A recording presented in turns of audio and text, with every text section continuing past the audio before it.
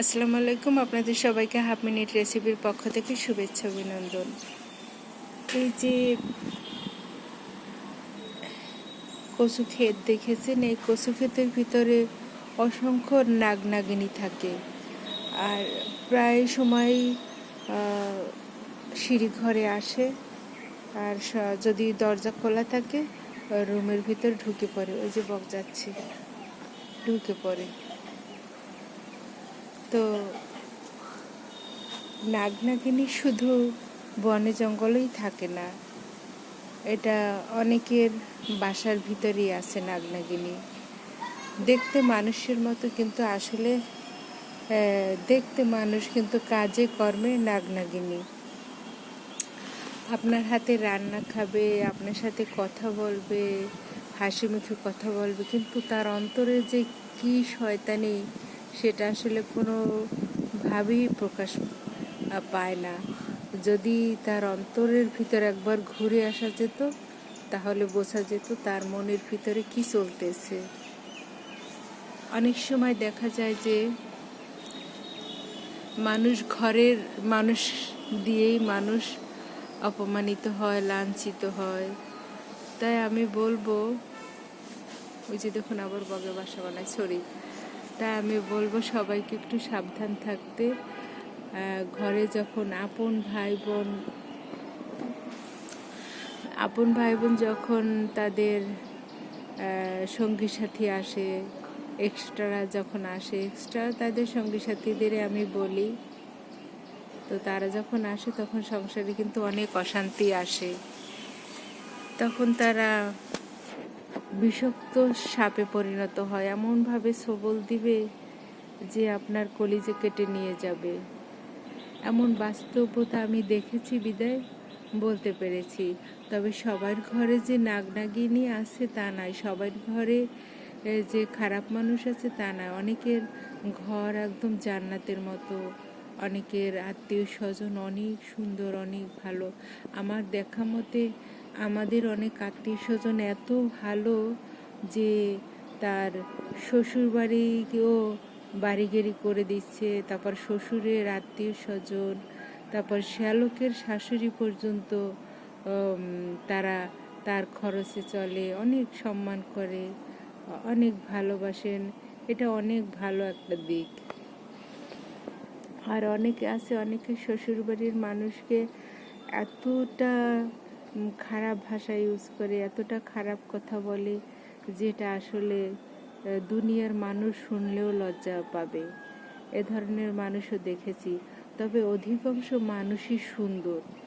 আর কিছু কিছু মানুষের চারিত্রিক বৈশিষ্ট্যের কারণে আসলে পরিবেশ দূষণ হয়। পরিবেশ শুধু দূষণ হয়, ওই যে দেখুন যাচ্ছে, পরিবেশ দূষণ শুধু খারাপ জিনিসও করে না, মানুষও করে। তাই আমার মনে হয় যে যার যতটুকু আর্থিক অবস্থা আছে সব কিছু মানুষের মাঝে, আত্মীয় স্বজনের মাঝে বিলিয়ে না দেওয়াই ভালো। কারণ মানুষকে ভালোবাসে না, মানুষ ভালোবাসে তার অবস্থানকে। এই পৃথিবীটা এমনই যে যার অবস্থান যত ভালো তাকে ততটা মাথায় তুলে রাখবে। তার আসলে কোনো দোষী খুঁজে পায় না। আর যার কিছু নেই সে খুব ভালো মানুষ হয়েও সে আসলে সম্মান পায় না। অর্থই সব অনর্থের মূল। আবার অর্থই অনেক কিছু, কারণ টাকা থাকলে সব কিছু হয়, আবার টাকা না থাকলে এক মুঠো ভাতও খাওয়া যায় না। আসলে অনেক কিছু দেখেছি, অনেক কিছু শুনেছি। আমি যতই দেখি, যতই শুনি, ততই অবাক হই। অবাক পৃথিবী অবাক করেছে আমায়, সেই অবস্থা। তো খারাপ লাগে, কষ্ট হয়, সব মিলিয়ে বেঁচে থাকতে হবে। সুইসাইড করা যাবে না, কারণ এটা আল্লাহ পছন্দ করে না। যেটা আল্লাহ পছন্দ করে না সেটা করা যাবে না। ধৈর্য ধারণ করতে হবে। তবে সবচেয়ে শান্তির জায়গা হচ্ছে যখন নামাজে থাকি, যখন কুরআন পড়ি তখন মনটা অনেক শান্তি লাগে। ইদানিং আমি লাউড স্পিকারে পড়ি, কারণ আমার লাউড স্পিকারে পড়লে আমার অশান্তিটা দূর হয়, আমার খারাপ লাগা অনেক কমে। জীবনে আমি অনেক দেশ ঘুরেছি, অনেকের বাড়িতে গিয়েছি, অনেক আত্মীয় স্বজনের কাছে গিয়েছি, খেয়েছি, তারাও আমাদের বাসায় এসেছে। কিন্তু আমার বাবলু সোনার বাসায় রেসিডেন্স মনে হচ্ছে আমার কাছে জান্নাত। কারণ আমার বাবলু সোনা সে এতটা সম্মান করে, এতটা ভালোবাসে, মানে তার ভালোবাসার কোনো ভাগ নাই। অন্যান্যদের ভালোবাসা হয়তো অনেক ভাগাভাগি হয়ে গেছে, তারা হয়তো অতটা ভালোবাসতে পারে না। কিন্তু আমার বাবলু সোনাকে আমি বকা দিতে পারি, মারতে পারি, আদর করতে পারি, আর তাকে আমি যা ইচ্ছে তাই করতে পারি, আলু ভর্তা করতে পারি। কিন্তু আমার বাবলু সোনা কখনো আমার সাথে মন খারাপ করে থাকতে পারে না, আর আমিও তাই। যার কারণে মানুষের অনেকের চোখে লাগে যে না, আমি বাবলু সোনাকেই বুঝি বেশি ভালোবাসি। কিন্তু না, আমি সবাইকে ভালোবাসি, অনেক সম্মান করি, অনেক শ্রদ্ধা করি। দেখা যায় যে অনেক সময় অনেককে ভালোবাসি, কিন্তু একটু অধিকার নিয়ে আমি একটু তাদের কিছু বললাম, সারা জীবন কিছু বললাম না, অধিকার নিয়ে একটা কিছু বললাম বা একটা কিছু চাইলাম, কিন্তু তারা সেই অধিকারটা না বুঝে উল্টো তুই তকারি করে কথা বলে, সম্মান করে না। আসলে এটা তাদের এক এক মানুষের চরিত্র এক এক রকম। কিন্তু আমার বাবলু সোনাকে আমি মারি, কাটি, ভর্তা করি, কিন্তু সে আমার ওই যে আসে, আপুমণি খেয়েছো, আপুমণি তোমার কি হয়েছে, মানে সে হচ্ছে আমার অক্সিজেন বলা যায়। মানুষ যেমন অক্সিজেন ছাড়া থাকতে পারে না, বাঁচতে পারে না, ঠিক তেমনি। কিন্তু তার সাথে আমার কোনো কথা হয় না, সে তার মতো করে থাকে, আমি আমার মতো করে থাকি। কিন্তু তারপর আমার বাবলু সোনাকে না দেখলে আমার খুব কষ্ট হয়। গতদিন আমার বাবলু সোনা গিয়েছিল আমার ময়নাদের বাড়িতে।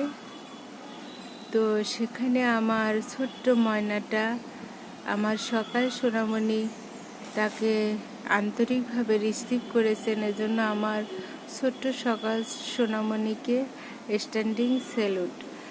আমার সোনামণি তাকে এতটা ভালোবেসেছে, আর আমার সোনামণির প্রতি আমার আরও ভালোবাসা বেড়ে গেল, আমার ছোট্ট সকাল সোনামণি।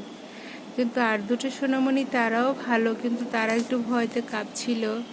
তারাও তো অনেক সুন্দর মনের মানুষ, তারা ভালো, তাদের দুজনকেও স্ট্যান্ডিং স্যালুট। তো আসলে আমার ছোট্ট সোনামণি, ছোট্ট সকাল, সে কাউকে মানে পরোয়া করে না। এতটুকুন মানুষ, আল্লাহ তাকে পৃথিবীর সর্বশ্রেষ্ঠ মানুষ বানাবে, আর তার জন্য সবসময় দোয়া আসে। ভীষণ ভালোবাসি আমার সোনামণি তিনজনকে। ওদের জন্য আমি অনেক অনেক মানে কিছু করতে পারি। ওরা অনেক ভালো মানুষ, ওরা অনেক শান্তি দিতে পারে, ওদের বকা দিতে পারি, ওদের আদর করতে পারি, আর ওরা একদম কলিজার ভিতর ঢুকে থাকে। আমার এই পৃথিবীর সর্বশ্রেষ্ঠ মানুষ হচ্ছে আমার 3টে ময়না পাখি আর একটা বাবলু ময়না পাখি। এই 4টা ময়না পাখিকে আমি যা ইচ্ছে তাই করতে পারি, কিন্তু ময়না পাখিরা কোনো দিন ছেড়ে কোথাও যায় না, কিছু বললে কিছু বলে না। এদের আমি অনেক ভালোবাসি।